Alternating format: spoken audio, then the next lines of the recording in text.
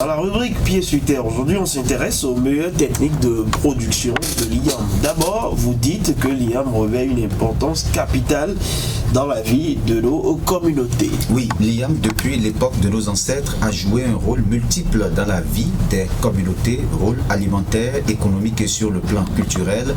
Et l'importance que revêt l'IAM ne fait que se renforcer depuis les origines à nos jours. On est passé d'une culture séculaire qui est ancrée dans le quotidien des populations. Le constat saute à l'œil. L'IAM a quitté les villages pour se retrouver dans les villes. L'IAM nourrit beaucoup de communautés, je dirais même toutes les communautés. L'IAM est beaucoup consommé dans les villes, plus dans les villes même que les milieux ruraux où c'est produit, puisque la plus grande part de la production de l'IAM est convoyée vers les villes. L'histoire africaine s'est construite pendant longtemps autour de l'IAM. L'IAM est la première culture qui fait l'objet de récoltes. Bref, il y a beaucoup d'intérêt et d'engouement autour de cette spéculation. Alors Raoul, quelles sont les conditions pour un bon rendement de l'IAM? Oui, l'IAM a besoin d'un arrosage régulier et suffisant pour sa croissance. La plantation de l'IAM se fait en période non pluvieuse, décembre, janvier, arrosée 2 fois par semaine en période sèche en attendant que les pluies n'arrivent. Selon les spécialistes du secteur agricole, le producteur peut fertiliser les plants d'IAM avec un engrais organique riche en potassium et en phosphore tous les 2 mois, ensuite faire le désherbage comme toutes les autres cultures et ce de façon régulière pour éviter la concurrence. Le choix de la taille des buttes d'IAM n'est pas anodin, en effet une butte de grande taille favorise le développement des tubercules. Il faut rappeler que les semences sont des tubercules entiers ou des fragments de tubercules et ces tubercules sont issus de la récolte précédente et mis en terre pour engendrer une nouvelle plante qui servira pour la récolte suivante. Je vous propose d'écouter le professeur Mohamed Nasser Bako. Il est agronome sociologue des ressources naturelles, directeur du laboratoire Société et Environnement à l'université de Parakou. Il se fait plus explicite sur les conditions qu'une production d'IAM doit réunir pour espérer un meilleur rendement. L'IAM a besoin de sols très meubles et de sols riches. Et l'IAM est une plante héliophile, c'est-à-dire une plante qui a besoin aussi du soleil pour bien se développer. C'est d'ailleurs pourquoi vous verrez que dans les zones très forestières, on installe des tuteurs pour permettre un bon développement végétatif, synonyme d'un bon rendement. Alors, l'IAM a besoin d'une quantité d'eau, d'une bonne irrigation, un bon arrosage, ce qui fait d'ailleurs que avec aujourd'hui le climat qui change, l'IAM subit les affres évidemment de ce changement climatique. Somme toute, l'IAM, comme toutes les cultures, a besoin de bonnes conditions de sol, d'une bonne fertilisation, d'une bonne quantité d'eau pour mieux se développer.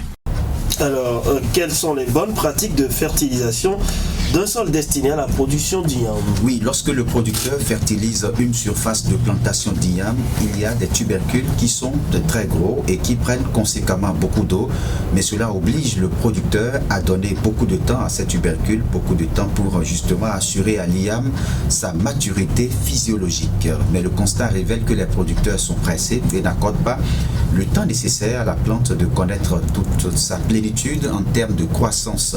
Si le producteur s'empresse à faire la récolte, une récolte précoce donc, il n'aura pas forcément le rendement attendu. Et lorsque le producteur procède à la fertilisation, il y a un délai pour la récolte qu'il doit absolument aussi respecter. Mais si la production n'est pas fertilisée, eh bien, le producteur peut rapidement faire sa récolte. Alors, on parle dans la suite avec vous de comment produire de l'IAM sans porter atteinte à l'environnement. Parce qu'on entend souvent dire que la production de l'IAM appauvrit les sols. Oui, c'est vrai, on entend souvent dire que la culture de l'IAM appauvrit les sols, mais cet agronome des ressources naturelles s'inscrit en faux contre ces allégations. Selon lui, c'est un mauvais procès qui est fait à l'IAM. Mohamed Nasser Bako explique que si la production de l'IAM appauvrit le sol, c'est que l'itinéraire technique n'est pas respecté. c'est trop facile de dire que l'IAM appauvrit les sols. Ce que je sais, c'est que l'IAM aime les sols riches. Ça, c'est un élément. Ce qui appauvrit les sols, ce n'est pas l'IAM, c'est les itinéraires techniques que l'on développe. Lorsque vous faites de l'IAM sur l'IAM sur l'IAM, évidemment, vous comprenez que cette espèce-là, l'IAM va consommer les mêmes éléments nutritifs, d'accord, ce qui va appauvrir le sol. Alors, ce que nous recommandons, ce que les agronomes recommandent, c'est que quand vous avez mis de l'IAM, cette année, l'année A, l'année N+1, il faudra changer de type biologique. Quand on parle de type biologique, ça peut être des céréales, ça peut être des légumineuses. Donc, vous faites l'IAM la première année, l'année qui suit, vous mettez par exemple le sorgho, l'année d'après, vous mettez soit du haricot, du niébé, etc. Et dans ce cycle-là, vous verrez évidemment que l'appauvrissement du sol, tout au moins, est amoindri. Et un autre procès que l'on fait, un mauvais procès également que l'on fait lié à cette exigence en sol riche, c'est que l'IAM fait partie des cultures que l'on pense qu'il ne faut pas fertiliser. Vous verrez, on va vous parler de la fertilisation du maïs, la fertilisation du soja, mais nulle part, je ne sais pas, de votre vie de journaliste, si vous avez entendu des gens dire, voilà l'engrais IAM. Non, l'IAM a besoin aussi d'être entretenu. Donc ce discours qui consiste à dire l'IAM appauvrit les sols, c'est un mauvais discours, c'est un faux discours. C'est donc un faux discours selon le professeur Mohamed Nasser Bako. L'IAM n'appauvrit pas les sols, tout dépend de la gestion de l'itinéraire technique. Un bon rendement, c'est donc avant tout toute une technique culturelle derrière. L'IAM, comme toutes les autres cultures, a besoin donc d'un sol riche, bien entretenu et de soins culturaux, gage d'un bon rendement.